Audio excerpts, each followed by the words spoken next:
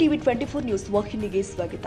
ಬೆಳಗಾವಿ ಜಿಲ್ಲೆ ಕಾಗವಾಡ ತಾಲೂಕಿನ ಉಗಾರ ಭದ್ರುಕ ಗ್ರಾಮದಲ್ಲಿ ಕರ್ನಾಟಕ ರಾಜ್ಯ ರೈತ ಸಂಘ ಮತ್ತು ಹಸಿರು ಸೇನೆ ಇವರಿಂದ ರೈತ ಸಮಾವೇಶ ನಡೆಯಿತು. ಸಮಾವೇಶದಲ್ಲಿ ರೈತರಿಗಾಗಿ ಹೋರಾಟ ಮಾಡಿದ ರಾಜ್ಯಾಧ್ಯಕ್ಷರು ಚಿನ್ನಪ್ಪ ಪೂಜಾರಿ, ಶಶಿಕಾಂತ್ ಗುರೂಜಿ, ಶ್ರೀಶೈಲ ಅಂಗಡಿ, ಮಾಜಿ ಶಾಸಕರು ಆದ ಮೋಹನ ಶಾ, ಮಹಾರಾಷ್ಟ್ರ ರೈತ ಸಂಘದ ಮುಖಂಡರು ಆದ ರಾಜು ಶೆಟ್ಟಿ, ಶೀತಲ ಪಾಟೀಲ್, ಸುರೇಶ್ ಕುಸನಾಳಿ ಮತ್ತು ಇನ್ನು ಮುಂತಾದ ಗಣ್ಯಮಾನ್ಯರು ಉಪಸ್ಥಿತರಿದ್ದರು. ಮೊದಲಿಗೆ ಮಹಾವೀರ ಸರ್ಕಲ್ನಲ್ಲಿ ಕರ್ನಾಟಕ ರಾಜ್ಯ ರೈತ ಸಂಘ ಹಸಿರು ಸೇನೆ ಎಂಬ ನಾಮಫಲಕವನ್ನು ಉದ್ಘಾಟನೆ ಮಾಡಿದರು. ಹಾಗೂ ವೇದಿಕೆ ಮೇಲೆ ಆಗಮಿಸಿದಂತಹ ಗಣ್ಯಮಾನ್ಯರಿಗೆ ರೈತರಿಗೂ ಹಸಿರು ಶಾಲು ಹೊದಿಸಿ ಸತ್ಕಾರ ಮಾಡಲಾಗಿದೆ. ಈ ಸಂದರ್ಭದಲ್ಲಿ ಸಾಲುಮರದ ತಿಮ್ಮಪ್ಪನ ನೆನೆದು ಮೌನಾಚರಣೆ ಕೂಡ ಮಾಡಲಾಗಿದೆ. ಈ ಸಂದರ್ಭದಲ್ಲಿ ಮಾತನಾಡಿದ ಶ್ರೀಶೈಲ ಅಂಗಡಿಯವರು, ಗುರ್ಲಾಪುರದಲ್ಲಿ ರೈತರ ಹೋರಾಟಕ್ಕಾಗಿ ಬೆನ್ನೆಲುಬಾಗಿ ನಿಂತದ್ದು ಚಿನ್ನಪ್ಪ ಪೂಜಾರಿ, ಶಶಿಕಾಂತ್ ಗುರೂಜಿ ಈ ಜೋಡೆತ್ತುಗಳು ಅಂತ ಹೇಳಿದ್ರು. ನಮ್ಮ ಭಾರತ ದೇಶಕ್ಕೆ ಸ್ವಾತಂತ್ರ್ಯಕ್ಕಾಗಿ ಹೋರಾಡಿದ್ದು ಆಯಿತು, ಇನ್ನು ಪ್ರತಿಯೊಂದು ಹೋರಾಡಬೇಕಾಗಿದೆ ಅಂತ ಹೇಳಿದ್ರು. ಮಾಜಿ ಶಾಸಕರು ಆದಂತಹ ಶ್ರೀ ಮೋಹನ ಶಾ ಅವರು ಮಾತನಾಡಿ, ನಾನು ರೈತರಿಂದ ಶಾಸಕನಾಗಿದ್ದೇನೆ, ಅದಕ್ಕಾಗಿ ನನ್ನ ಬೆಂಬಲ ರೈತರಿಗಾಗಿ ಸದಾಕಾಲ ಇರುತ್ತೆ ಅಂತ ಹೇಳಿದ್ರು. ತೂಕದ ಸೇತುವೆಯನ್ನ ನಿರ್ಮಿಸಲು 2 ಲಕ್ಷ ರೂಪಾಯಿ ಕೊಡ್ತೀನಿ ಅಂತ ಘೋಷಣೆ ಮಾಡಿದ್ರು. ಚಿನ್ನಪ್ಪ ಪೂಜಾರಿ ಅವರು ತಮ್ಮ ಭಾಷಣದಲ್ಲಿ ಸಕ್ಕರೆ ಕಾರ್ಖಾನೆಯವರು ಅವರು ಉದ್ಧಾರ ಆಗಲಿಕ್ಕೆ ಮಾತ್ರ ಕಾರ್ಖಾನೆಯನ್ನ ಕಟ್ಟಿದ್ದಾರೆ ಹೊರತು ರೈತರನ್ನ ಉದ್ಧಾರ ಮಾಡಲು ಅಲ್ಲ. ದೇಶದಲ್ಲಿ ಅತಿ ಹೆಚ್ಚು ಆತ್ಮಹತ್ಯೆ ಮಾಡಿಕೊಳ್ಳುತ್ತಿರುವುದು ರೈತರು.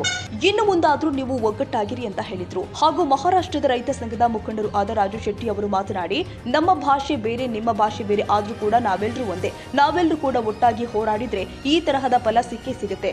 ಇಷ್ಟು ವರ್ಷ ಕಾರ್ಖಾನೆಯವರು ರೈತರ ಕೋಟಿ ಹಣವನ್ನ ಲೂಟಿ ಮಾಡಿದ್ದು ಸಾಕು.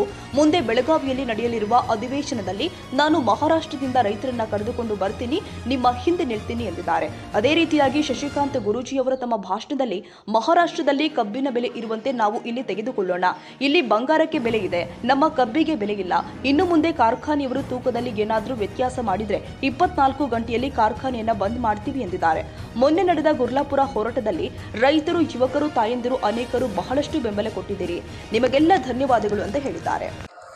दोन्ही राज्यामध्ये एकाच वेळी आंदोलन सुरू झालं आणि त्याचा परिणाम आज आपल्याला बघायला मिळतोय. माझ्या माहितीप्रमाणे गेल्या वर्षी तुम्हाला 3029 रुपये 28 रुपये मिळालेले होते. या तिसे मिळाले म्हणजे 300 ते 400 रुपये जास्त मिळाले हे होते. आणि या वर्षी महाराष्ट्रामध्ये 3500 ते 36 रुपये आम्ही घेतलेले आहेत.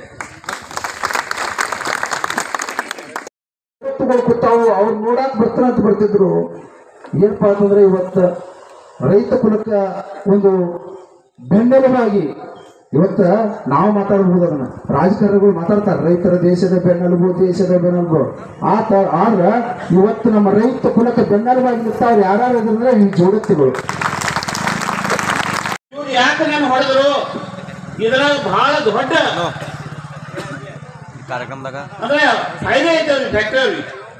ಇದನ್ನ ಎಲ್ಲೆಲ್ಲ ರೈತರಿಗೆ ತೋರಿಸಿಕೊಟ್ಟಂದ್ರೆ ನಮ್ಮ ಬಂಡವಾಳ ಎಲ್ಲ ಹೊರ ಬರ್ತೈತಿ ಅನ್ನೋದು ವಿಚಾರ ಮಾಡಿದ್ರು.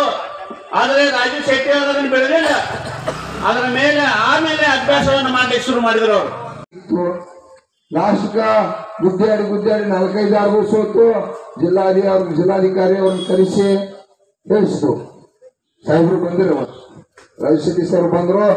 ಅವತ್ತ 3200 ರೂಪಾಯಿಗೆ ಬಂದ ಜಗಳಾಡಿ ಬಹಳ ಗುದ್ದಾಡಿದಾಗ ಅದು ಜಿಲ್ಲಾಧಿಕಾರಿ ಎಷ್ಟೇ ಅವರು ಬಹಳ ಪ್ರಯತ್ನ.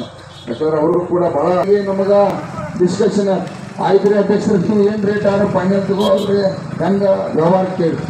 ನಮ್ಮದಂತೂ ಈಗ 3500 ಬೇಡಿಕೆ ಇಷ್ಟ 3400 ನಾವು ಬಂದವು. ಅವ್ರು 3200 ರೂಪಾಯಿಗೆ ಬಂದರು. ಇದು ಕೊನೆಗೆ ಏನ್ ತಗೋದ್ರಿ ಅಂತ ಕೇಳಿದಾಗ ನಾವೆಲ್ಲ ಸಾವಿರಾರು ಜನ ಕಬ್ಬಿರ್ತಕ್ಕಂಥ ತಮ್ಮಂತವ್ರು ಆ ಭಾಗದಾಗ ಎಲ್ಲ ಜಿಲ್ಲಾದವ್ರನ್ನ ಕೂಡ ಚರ್ಚೆ ಮಾಡಿದ್ರು. ಏನ್ ತಗೋನಪ್ಪ, ಇಲ್ಲಿಗಂತೂ ಬಂದ್ ನಿಂತು ಕಾರ್ಖಾನೆಯವರಂತೂ 1 ರೂಪಾಯಿ ಕೊಡೋಂಗಿಲ್ಲ, ಇನ್ನು ಮುಂದೆ ಬಂದಿರ್ತು ಇನ್ನೊಂದು ರೂಪಾಯಿ ಕೊಡೋ ಪರಿಸ್ಥಿತಿ ಇಲ್ಲ. ಇದ ಕೊಡ್ಬೇಕಂದ್ರೆ ಮಹಾಭಾರತ ಆಗೈತಿ. ಏನ್ ತಗೋದಂತಂದ್ರ ಸಾಹೇಬ್ರ ನಮ್ಮ ರೈತರೆಲ್ಲ ಕೂಡಿ 3300 ರೂಪಾಯಿ ತೀರ್ಮಾನ ಮಾಡ್ಯಾರ. ಅದ್ರೊಳಗೆ 1 ರೂಪಾಯಿ ಕೂಡ ಕಡಿಮೆ ತಗೊಂಡಿಲ್ಲ.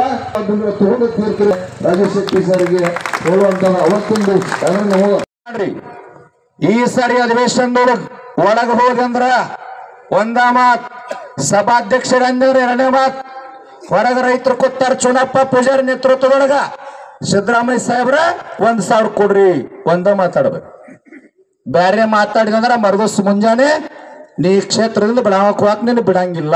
ಇದನ್ನ ಹೇಳ್ರಿ. ನೀವು ಗಟ್ಟಾಗ್ರಿ.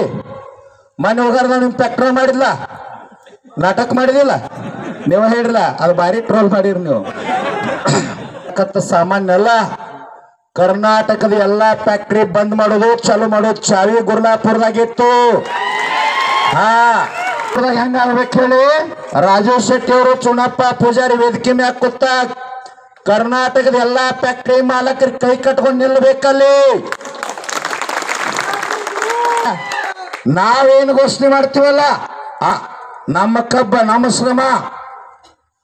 ಭಾರತ್ ಮೂರಗೊಂಡೆ ಟಿವಿ 24 ನ್ಯೂಸ್. ಕನ್ನಡಿಗರ ಮೆಚ್ಚಿನ ನಿಮ್ಮ ಟಿವಿ 24 ಕನ್ನಡ ನ್ಯೂಸ್ ವಾಹಿನಿ ಇದೀಗ ಟಿವಿಯಲ್ಲಿ ಲಭ್ಯ. ಕರ್ನಾಟಕ ಮತ್ತು ದೇಶ ವಿದೇಶದ 360 ಡಿಗ್ರಿ ಸುದ್ದಿ ಹಾಗೂ ಉತ್ತರ ಕರ್ನಾಟಕ, ಬೆಳಗಾವಿ, ಬಾಗಲಕೋಟೆ, ಧಾರವಾಡ, ಹಾವೇರಿ, ಗದಗ, ಬಿಜಾಪುರ ಜಿಲ್ಲೆಯ ಕ್ಷಣ ಕ್ಷಣದ ವಿವರವನ್ನ ಪಡೆಯುವುದಕ್ಕೆ ಟಿವಿ 24 ಕನ್ನಡ ನ್ಯೂಸ್ ವಾಹಿನಿಯನ್ನ ಲೈಕ್ ಮಾಡಿ, ವಿಡಿಯೋಗಳನ್ನ ಶೇರ್ ಮಾಡಿ, ಕಮೆಂಟ್ ಮಾಡುವ ಮೂಲಕ ನಮ್ಮ ವಾಹಿನಿಗೆ ಸಹಕಾರ ನೀಡಿ ಮತ್ತು ಚಾನೆಲ್ ಅನ್ನ ಸಬ್ಸ್ಕ್ರೈಬ್ ಮಾಡಿ. Thank you.